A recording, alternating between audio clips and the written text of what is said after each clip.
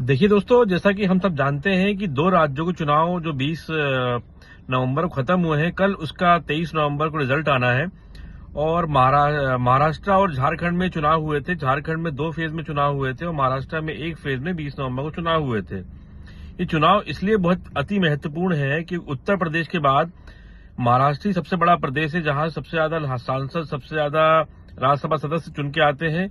और वो एक व्यापारिक कैपिटल इंडिया की, और पूरा व्यापार और पूरा कॉर्पोरेट ऑफिस वहां से रेगुलेट होते हैं, और व्यापारिक कंट्री है, व्यापारिक राजधानी है हिंदुस्तान की, ऐसा मान लीजिए। हम सब जानते हैं कि महाविकास अघाड़ी और महायुति के बीच में एक मुकाबला था। महायुति में अजीत पवार जी बीजेपी और शिवसेना शिंदे जी की थी, और महाविकास अघाड़ी में शरद पवार, उद्धव ठाकरे और कांग्रेस के गठबंधन से महाविकास अघाड़ी का गठन हुआ और वो चुनाव में गए। अब देखना बहुत जरूरी है कि इस चुनाव में कौन शिवसेना असली निकलती है, कौन सी एनसीपी असली निकलती है, कौन सी शिवसेना नकली निकलती है, कौन सी शिवसेना एनसीपी नकली निकलती है। क्योंकि इलेक्शन कमीशन ने भी उनका सिंबल, इलेक्शन सिंबल अजीत जी को दिया और शिवसेना का शिंदे जी को किया। तो उसके बाद ये लोकसभा के बाद में बहुत महत्वपूर्ण इलेक्शन है, 5 साल बाद हो रहा है। और एग्जिट पोल के नतीजे जो मेरे हिसाब से हैं, वहां महाविकास अघाड़ी और के पास एज है, क्योंकि उनके पास एक विजन है। और जो धारावी का मुद्दा है और जो लैंड एक्विजिशन का मुद्दा है वहां पे महाराष्ट्र के अंदर, वो एक बड़ा हावी हुआ। अदानी का इन्वॉल्वमेंट हुआ। अजीत पवार जी का खुलासा करना कि गौतम अदानी जी उस मीटिंग में मौजूद थे, जहां पे जिस बार सरकार गिराई गई थी महाविकास अघाड़ी की। तो ये सब चीज जनता देख रही है।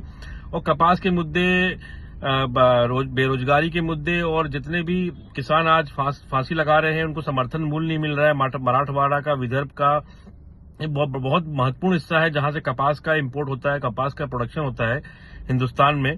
तो ये सब चीज, बड़ा राज्य है, बड़े तरीके से वोटिंग हुई है। तो महाराष्ट्र के अंदर मेरे हिसाब से महाविकास अघाड़ी को 155 से लेके 180 तक की सीटें मिल सकती हैं, और बची हुई 120 से 110 महायुति को मिल सकती हैं। ये मेरा एग्जिट पोल है, मेरी समझ है, और मेरा जितनी जानकारी है, राजनीतिक जानकारी मुझे है, तो इतनी सीटें मिल सकती हैं। यदि हम झारखंड की बात करें तो झारखंड में सीधा मुकाबला बीजेपी कांग्रेस में था, और बीजेपी और इंडिया अलायंस में था। इंडिया अलायंस का सबसे बड़ा घटक दल जो झारखंड में है, जेजेएम, झारखंड मुक्ति मोर्चा के हेमंत सोरेन जी सीएम थे। उनको जेल भेजा गया, उनको लैंड के मामले में फंसाया गया। फिर वो बेल पे बाहर आए, चुनाव लड़े। उनकी वाइफ कल्पना जी भी चुनाव में गई, प्रचार किया, और वहां पे एक आदिवासी चेहरे के रूप में काफी प्रचलित है, क्योंकि बीजेपी ने कोई भी मुख्यमंत्री वहां पे घोषित नहीं किया, और वो आदिवासी राज्य है, तो आदिवासी चेहरे पे चुनाव लड़ा है इंडिया गठबंधन ने। और मुझे ऐसा लगता है कि वहां पे भी इंडिया गठबंधन को एज है, और वहां पे सरकार 55 से 60 सीटें लाके